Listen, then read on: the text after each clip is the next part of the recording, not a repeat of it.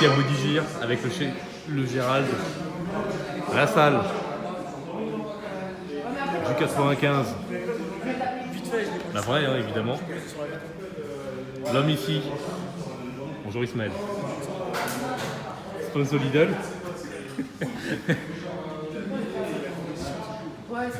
Et Jordan. Il y avait longtemps. Je suis là, le retour. Il est de retour. De retour, mais il n'a jamais quitté. Donc voilà. Et puis on va voir ce qu'on va faire. Et nous revoilà cette fois pour une vidéo dans la langue de Molière, du coup en français, ça va arriver de temps en temps. Pour une séance haut du corps avec Jordan, on a commencé avec du développé pour épaule, moi derrière la nuque, c'est ce que je préfère, lui devant. Et on a superposé ça avec des tractions. On vous montre la suite tout de suite. Regardez-moi ça. Il s'entraîne au hasard. Il pousse au hasard. Qu'est-ce que c'est que ça, Ismaël? Il s'entraîne au hasard, il est plus balèze que la majorité des gym bros et des quais.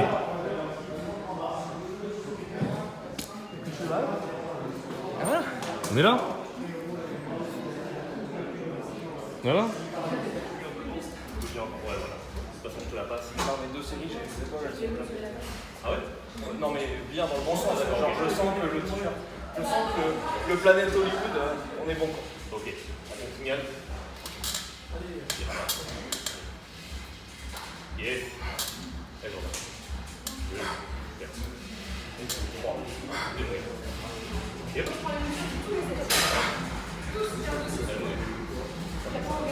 On met derrière ensemble, on y va. Hop. Yep. Une négative. Voilà.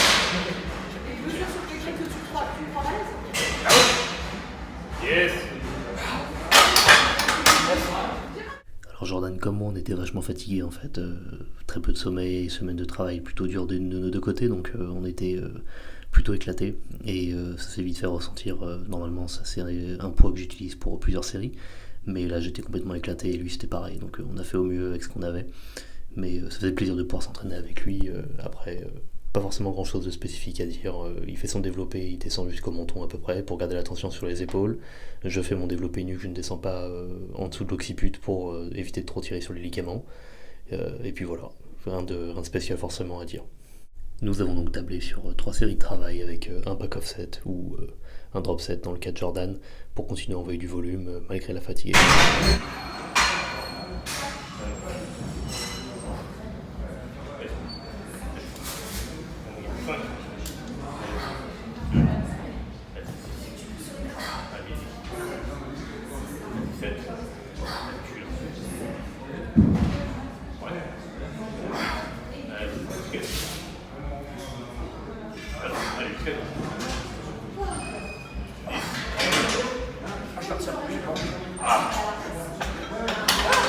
Je faisais mes curves là. Ah ouais, non, là, si vous avez du cœur, pas.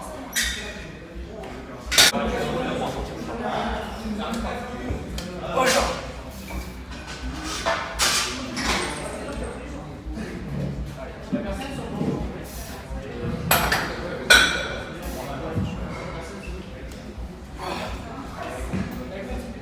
Ah, on est pas bien. Allez.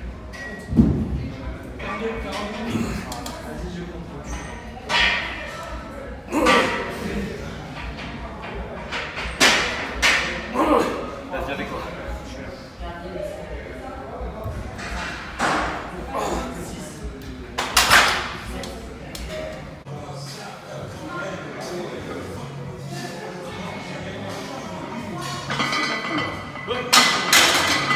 Qu'est-ce qu'il m'a fait?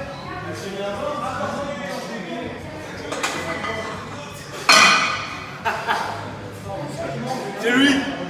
C'est lui là!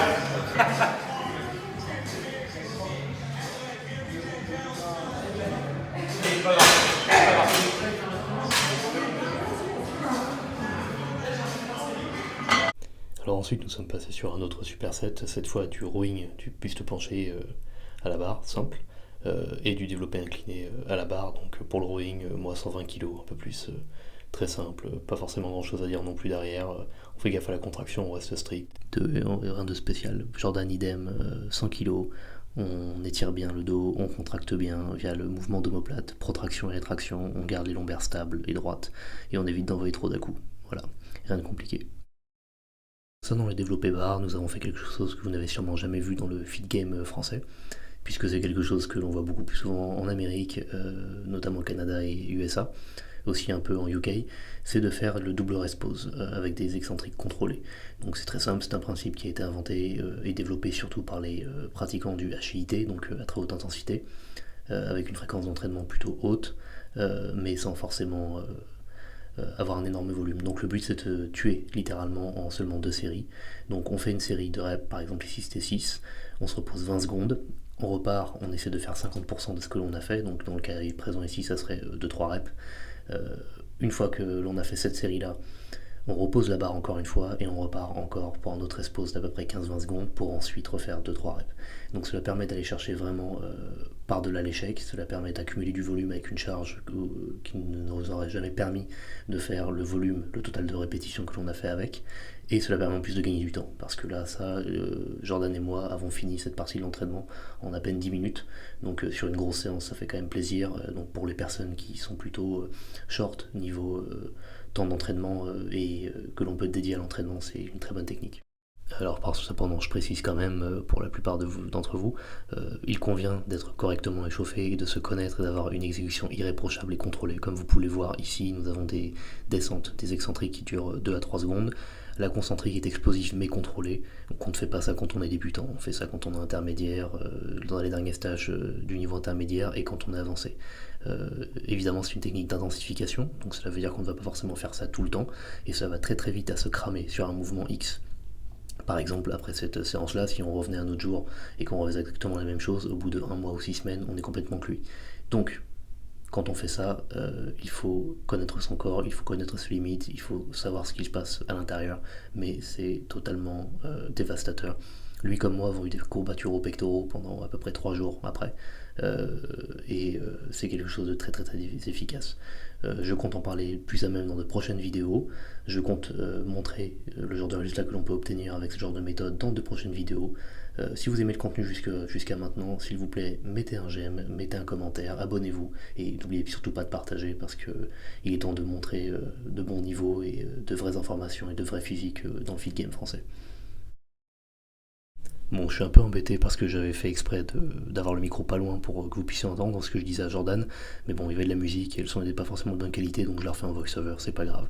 Donc je lui ai appris ici à faire du développé du clock of press en anglais. Donc pour la faire très simple, c'est un développé qui est utilisé en exercice d'assistance par les haltérophiles pour renforcer leur position finale d'arraché. Cela permet de leur renforcer les épaules, les rotateurs externes d'épaules, la ceinture scapulaire globalement et les triceps. Donc évidemment toutes les articulations qui sont impliquées autour de ces muscles. Le but en bodybuilding, ça va être d'utiliser cet exercice en finition ou en accumulation de volume pour les muscles des épaules et des triceps, ce qui va permettre également, en plus de travailler les rotateurs externes et les trapèzes rhomboïdes, donc qui va permettre d'hypertrophier ces zones-là, mais aussi d'améliorer leur souplesse, leur mobilité et leur longévité. Car plus vos épaules sont souples mais stables et donc mobiles, plus elles vont durer. Et donc moins il y a de risque de blessure sur 2 exercices. Donc là je vais vous montrer tout simplement, il n'y a rien de forcément très sorcier, il suffit de se mettre en position comme si nous allons faire un squat, vous écartez très loin les mains, la prise large est essentielle et j'insiste sur le fait qu'elle doit être très large. Vous glissez les coudes sous les poignets, il faut avoir la souplesse pour le faire de base, et ensuite vous poussez tout droit. Donc vous pouvez le voir là, Jordan il a un peu de mal, c'est la première fois forcément, mais il étire bien, il manque juste un peu de stabilité, donc je lui dis là de serrer les fesses, de bien tendre les jambes, de gainer au niveau des abdos et de contracter au niveau des omoplates, de rétracter les omoplates quand il descend, et de les laisser se protracter, de bouger librement quand il développe, et de ne pas oublier d'envoyer le jus littéralement dans les coudes. Il faut finir l'extension de coude pour bien verrouiller le mouvement, sans forcément forcer dessus. Mais voilà, très simple, et j'invite tout le monde à le pratiquer, même très très très léger, ça permet de bien se finir ou de bien s'échauffer pour une séance haut du corps ou full body évidemment. Ça bosse dur.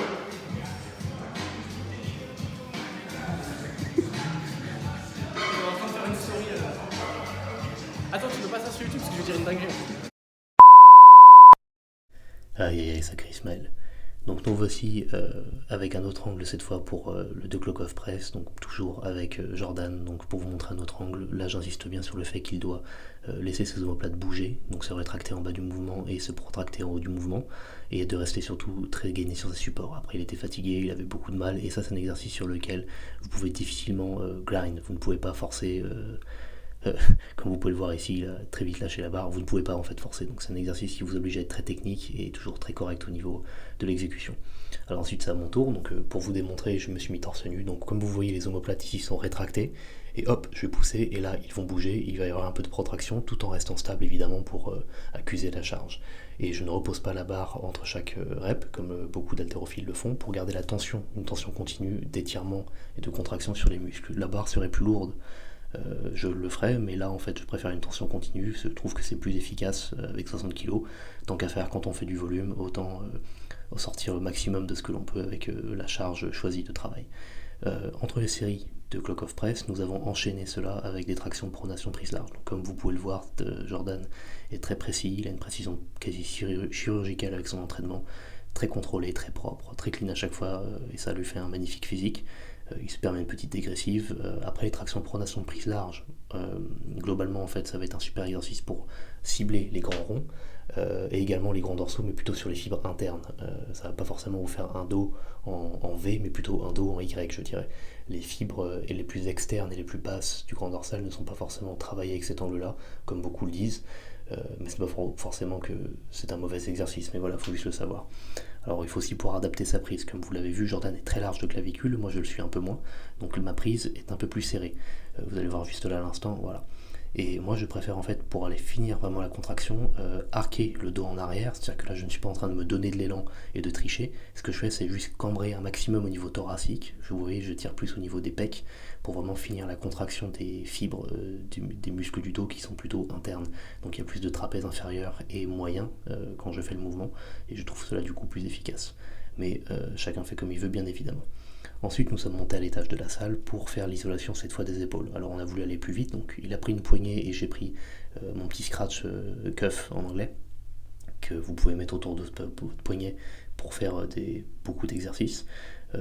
Il a essayé, il n'aimait pas forcément trop, c'est une sensation assez nouvelle, donc voilà. Chacun 4 séries, on enchaînait un bras l'un après l'autre, sans repos. Le but de toute façon avec ce genre d'exercice d'isolation, ce n'est pas forcément d'aller très lourd, même si évidemment le but à long terme c'est la surcharge progressive, en rep, en poids, en tempo, en exécution, etc., etc.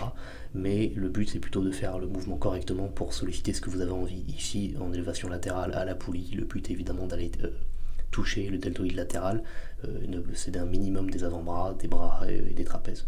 Donc comme vous pouvez le voir, je suis aussi un peu penché sur le côté, c'est pour optimiser la courbe de résistance parce que je ne pouvais pas lever la poulie un peu plus haut. Et pour optimiser la courbe de résistance, le levier en fait de la poulie, ça aurait été un peu mieux que ça soit plus haute, mais c'est pas grave. Vous pouvez ajuster ça en vous penchant plus ou moins. Ensuite, nous sommes passés sur les bras, donc là nous avons commencé avec du barre au front ou du pullover à la poulie, bras pliés. Avec extension. Donc en fait j'utilise des fat grips pour le confort articulaire, des poignets, des coudes et des épaules, et je conseille à tout le monde de s'en procurer, au moins pour l'isolation des triceps, et d'autant plus pour le travail des avant-bras et des biceps. Ça aide vraiment énormément beaucoup. Donc le but en fait ici c'est de fléchir les bras, de ramener la poignée vers le front, ensuite derrière comme si vous alliez poser en fait, reposer la barre à la fin d'une série, et ensuite faire une extension d'épaule et de triceps en même temps. Ça permet d'envoyer plus de réflexes myotatiques dans la longue portion et donc de mieux contracter le triceps dans son ensemble et de ne pas simplement rester sur les vastes. Et c'est aussi plus agréable pour les coudes. Donc ici, même chose, si vous avez un partenaire et que vous l'essayez, trouvez-vous un partenaire qui peut vous filer la barre si vous avez peur ou si vous n'avez jamais fait l'exercice.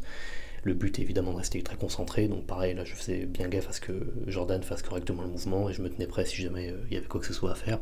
Et évidemment, je l'encourage. C'est une séance comme ça, on est entre bros, donc on s'encourage, on se pousse mutuellement. Donc pareil, Jordan très très propre, très très clean avec son mouvement, égal à lui-même, et c'est magnifique. Il rattrape très très bien ses bras, je vous invite à aller le suivre sur les réseaux sociaux, son évolution elle est très très bonne, il est naturel tout comme moi, donc une source d'inspiration je pense pour énormément de gens, surtout avec sa longévité d'entraînement et les différents challenges qu'il a pu avoir. Voilà. Alors ensuite, nous avons enchaîné ce mouvement avec des curls. J'aime beaucoup enchaîner en superset les bras, enchaîner biceps, triceps ou brachial et triceps. Donc ici, curl à la poulie, très simple, avec une barre plutôt épaisse et légèrement axée en IZ. Le but est évidemment de minimiser le stress au niveau des poignets et des coudes, mais de rester sur le biceps. Alors je me faisais filmer aussi en même temps sur Jordan, je vous mettrai la vidéo de toute façon à côté. Voilà, il faut rester strict, on contrôle l'excentrique, ça a énormément marché pour mes bras. On garde l'attention sur les muscles et puis il n'y a plus qu'à 3 séries de chaque exercice. Il est content. Qu'est-ce qu'il m'a fait comme métier? Yann, quand tu regarderas cette vidéo, tu sais que je t'aime, mais les brasards en PLS. Ils sont où tes bras, Yann Maradan? Oh putain.